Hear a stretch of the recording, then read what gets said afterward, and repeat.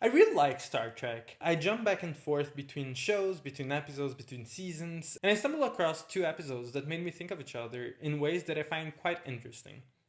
So, let's talk about them.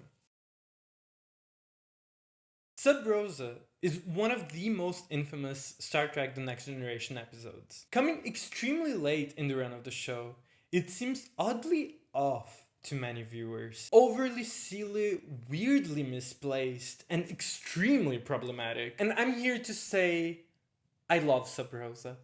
I really do. I love horror, and this is an episode that leans heavily in the gothic aesthetic. Seeing Star Trek try out the genre was very intriguing to me. The climax of the episode takes place in a graveyard, and that's already great by itself. Added to that, there's this scene where the grandmother stands up from the grave, just...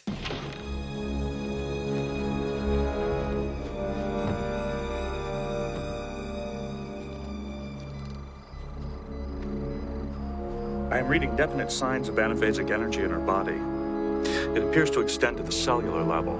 That's impossible. She was nowhere near the weather station when Quint was killed. She died of natural causes. I suggest we run a deep tissue scan to look for any signs of...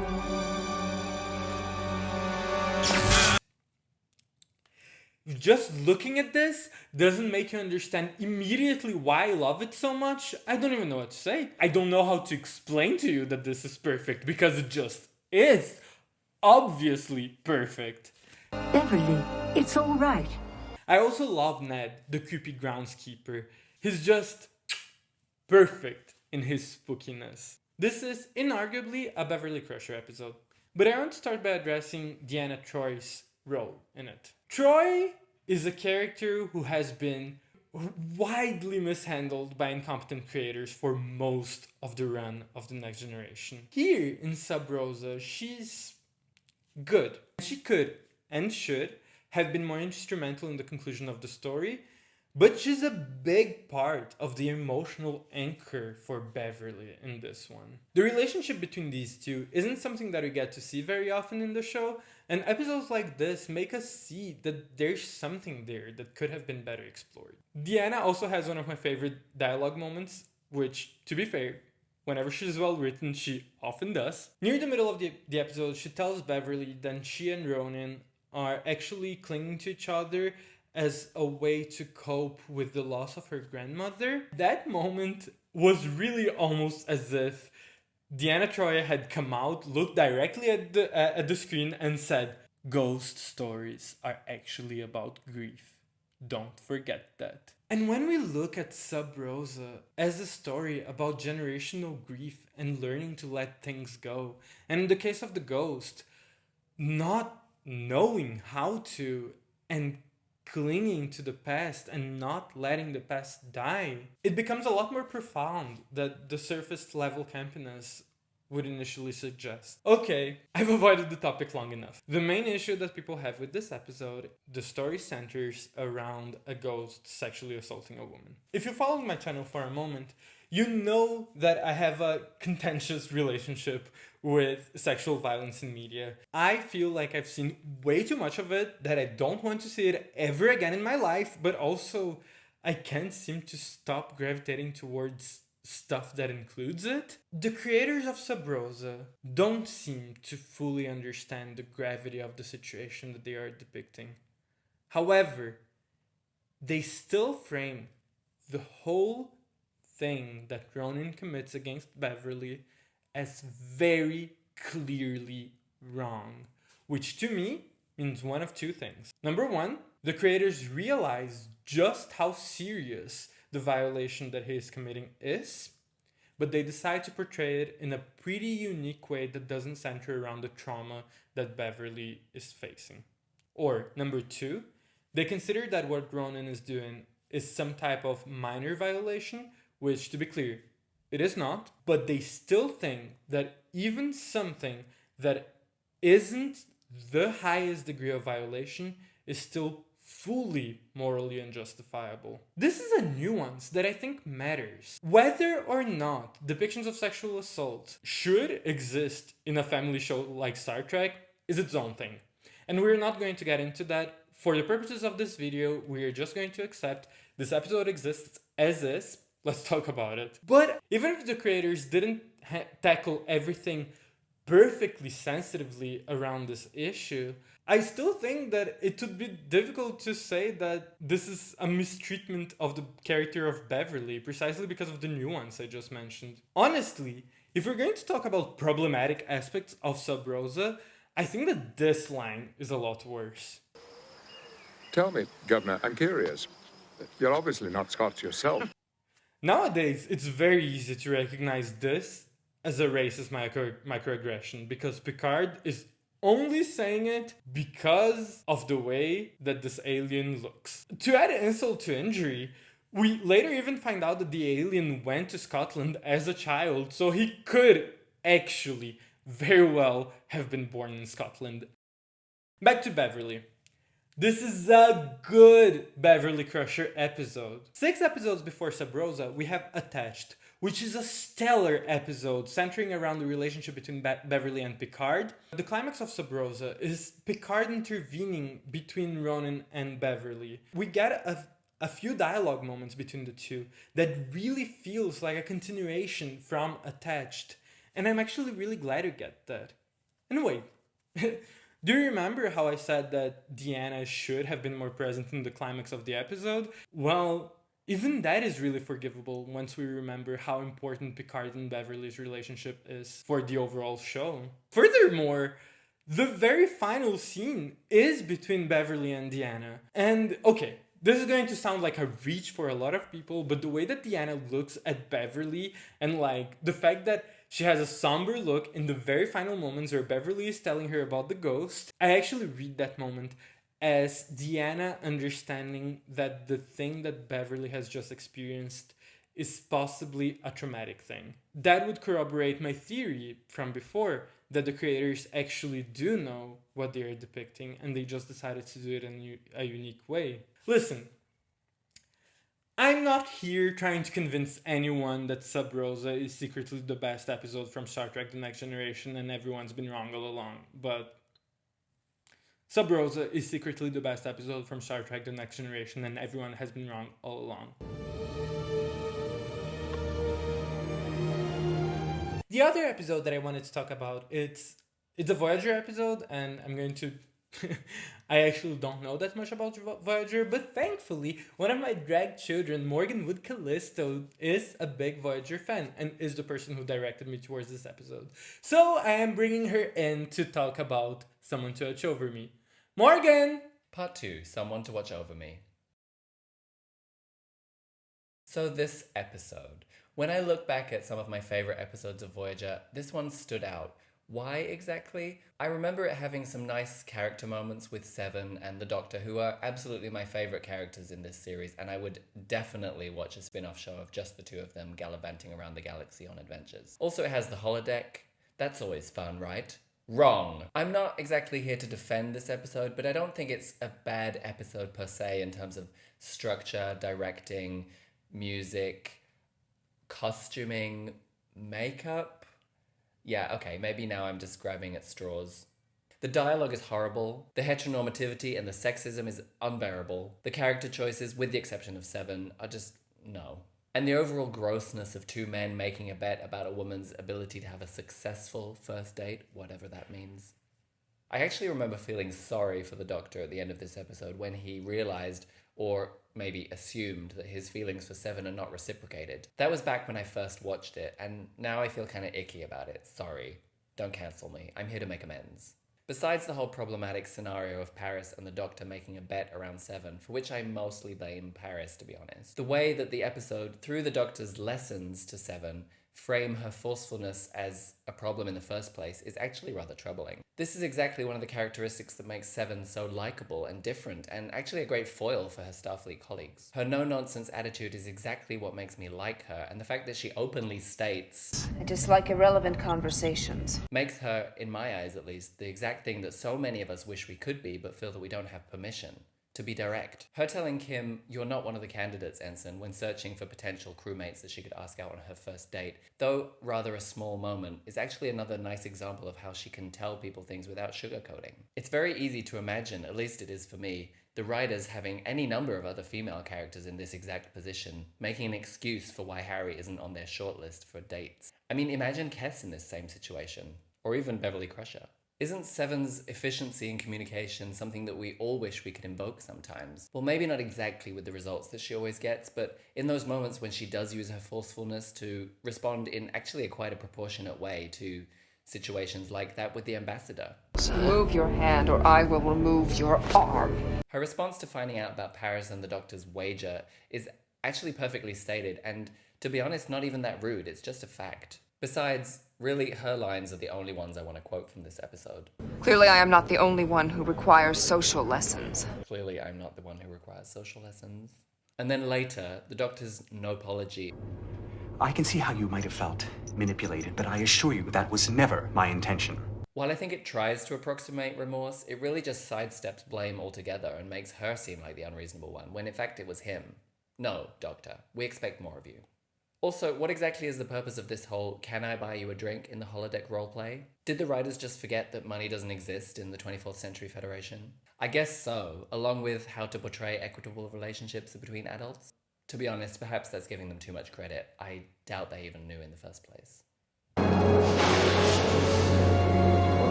Okay, so I hate someone to watch over me. Like, a lot. I hate the exchange where the Doctor says that Seven wants to start experiencing romance because she's a woman, and then Seven responds with one of the best clapbacks in Star Trek history. Is this an observation or a diagnosis? And then the Doctor ruins everything by saying a simple biological fact. And like, I know that this is a small thing in the universe of like everything, but if this right here that you're watching right now was a video about everything I hate on Someone to Watch Over Me, it would be structured like this. Part 1. You're a woman, Seven. In which I explain everything that I don't like about this episode. Part 2. Is that an observation or a diagnosis? In which I explain why Seven is one of the best characters in Star Trek. And part 3.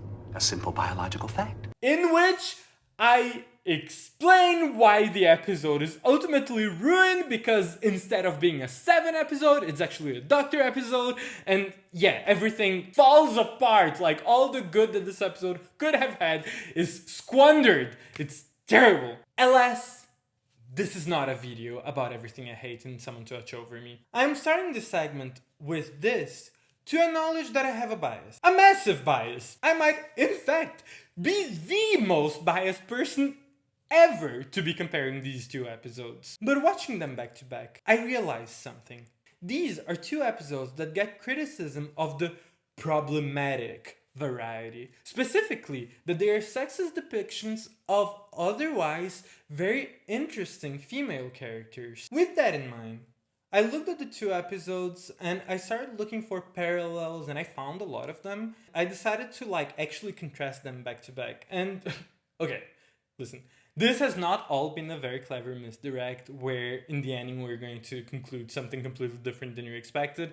Most of these parallels do favor Sub Rosa over Someone to Watch Over Me, but not all of them. There are some moments where I actually think that Sub Rosa fails, and I really want to be fair to both these episodes, even though I do have a massive bias. And where I think that Sub Rosa has heavy, bad missteps, I will acknowledge that.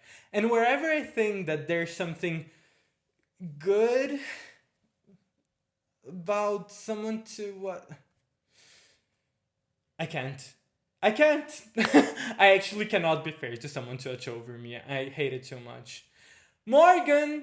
I actually need you again for this part. In Sub Rosa, Beverly's grandmother is having an affair, and it's presented as a very sexy thing for her, and no one really judges her. And sure, they find it a bit awkward, but it's really not judgmental. And I find that kind of subversive. In Someone to Watch Over Me, people seem really invested in Seven starting to date. And the Doctor even brings up her age when he says, most women start dating younger than you, but better late than never. Someone to Watch Over Me heavily centers on the idea that Seven should perform womanhood in some stereotypical way. That's even lightly lampshaded when she says, maybe there's something to assimilation after all. Sub Rosa centers on what is essentially a curse and takes the form of generational abuse. Beverly trying to fall in line with the traditions of her family is actually what causes her downfall.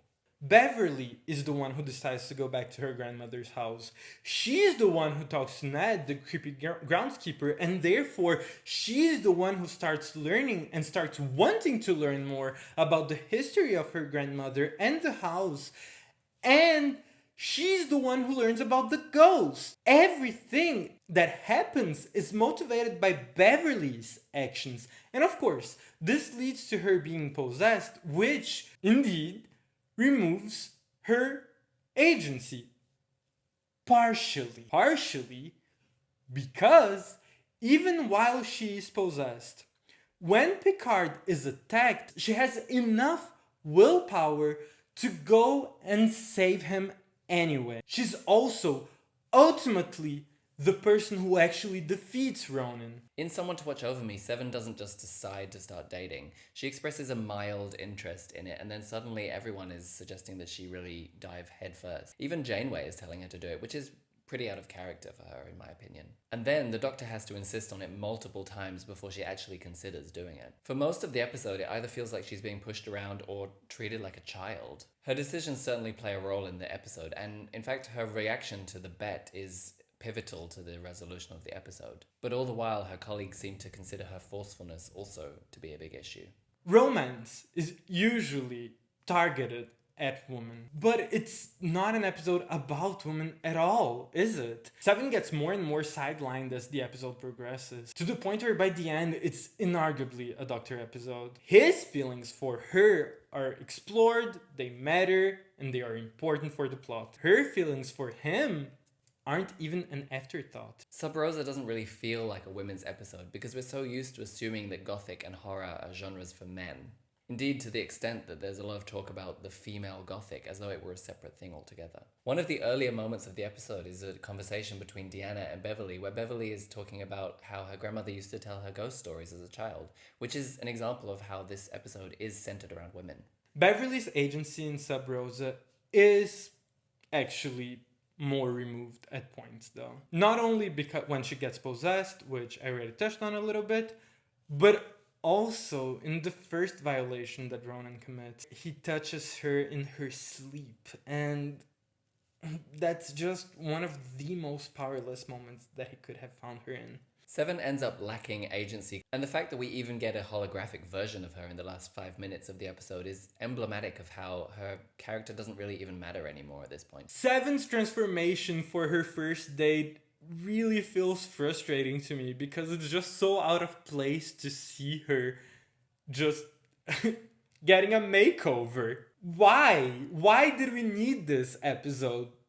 Explain to me why. She's also objectified by Paris at some point where he says that every man in the ship would like to date her. And then there's like the whole B plot about the ambassador who's a gross, misogynist, disgusting man who talks about the woman that he's attracted to as they are part of a menu, and I hate him so much, and like I hate so many things about this episode, and he's just one more thing that I hate that I haven't even touched on, and it's awful. In Sub Rosa, while Beverly is being abused, her body is actually never the focus of the camera nor the dialogue, which makes Ronan's actions towards her even more clearly repulsive. At no point do we actually take pleasure in seeing his actions, and we're never even put on his side. Again, from top to bottom, this is Beverly Crusher's story. Beverly falls for Ronan very fast, sure, but she constantly questions why she's attracted to him. Throughout the episode, both of the characters' feelings are made clear. Beverly is fascinated by Ronan, and she's falling for him because he's mysterious, and Ronan is a manipulative abuser.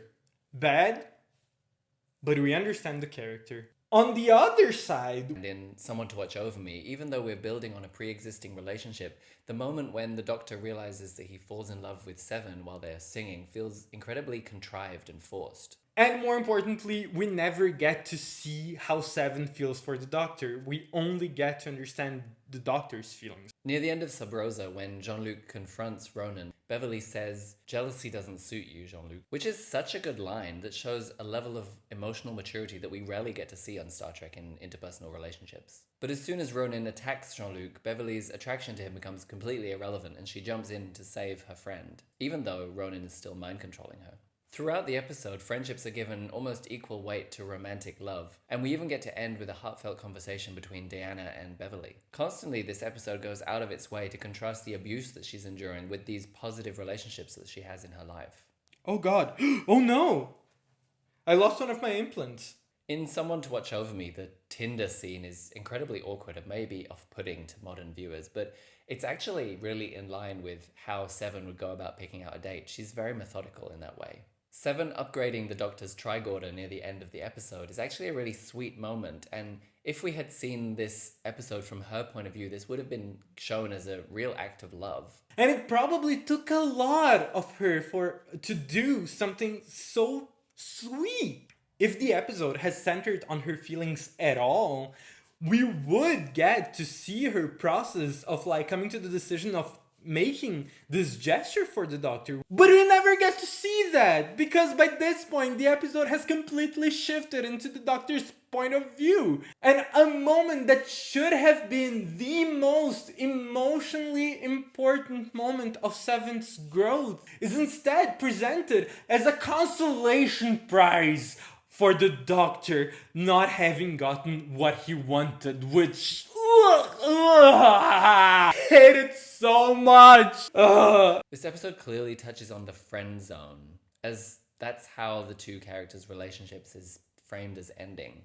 And again, this is such a shame because it could instead have been presented as a solid way of representing how different people can love people in different ways. So in conclusion, Sub Rosa is amazing, Someone to Watch Over Me is terrible, and that's what we learned today on Vanessa Júpiter's Sitting Room.